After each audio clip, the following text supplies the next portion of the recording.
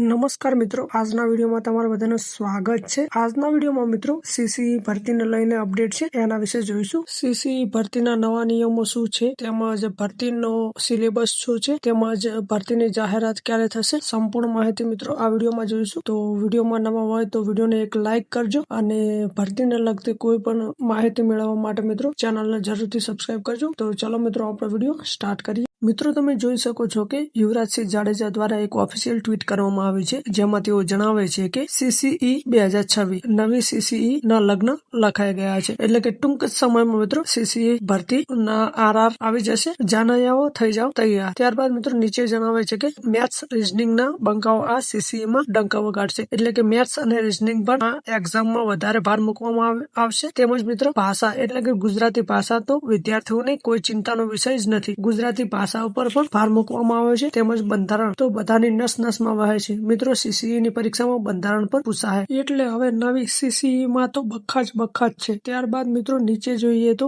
અને હા, જેની બધાને સૌથી વધારે ચિંતા છે એ ગ્રુપ બી પરીક્ષા, તો રાહત અને ખુશીના સમાચાર છે। ચિંતા ન કરતા ઘીના ઠામમાં ઘી પડી ગયું છે, રસ્તો સાફ છે। ત્યારબાદ નીચે જોઈએ તો સીસીઈ સિલેબસ પર યુટ્યુબ યુનિવર્સિટીના સ્વઘોષિત પ્રોફેસરે જે ભવિષ્યવાણી કરી હતી એ ભવિષ્યવાણી નહીં ભ્રમ સાબિત થશે।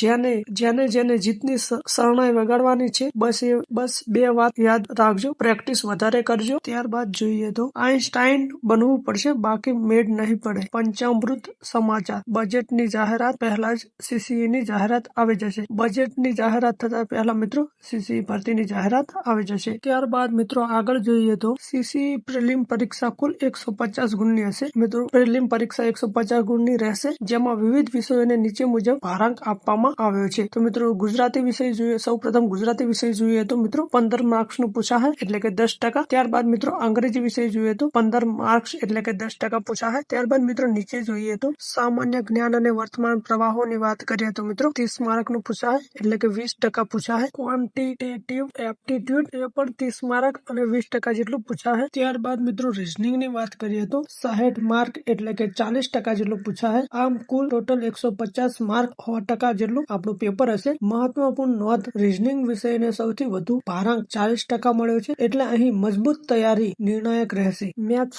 રીઝનિંગ મળીને કુલ 60% વેઇટેજ ધરાવે છે, એટલે પ્રેક્ટિસ પર ખાસ ધ્યાન આપવું જરૂરી છે। ભાષા વિષયો ગુજરાતી પ્લસ અંગ્રેજી મળીને 20% છે, જે સ્કોરિંગ સાબિત થઈ શકે છે। વર્તમાન પ્રવાહો તૈયારીને અપડેટ રાખશે। આ માળખું ધ્યાનમાં રાખીને તૈયારી કરશો તો પ્રિલિમમાં આગળ રહેવાની શક્યતા રહેશે। તો મિત્રો આ તો આજનો આપણો વિડીયો તમને સારો લાગ્યો હોય તો વિડીયોને લાઈક અને ચેનલને સબસ્ક્રાઇબ કરજો। ધન્યવાદ મિત્રો, મળીએ નવા વિડીયો।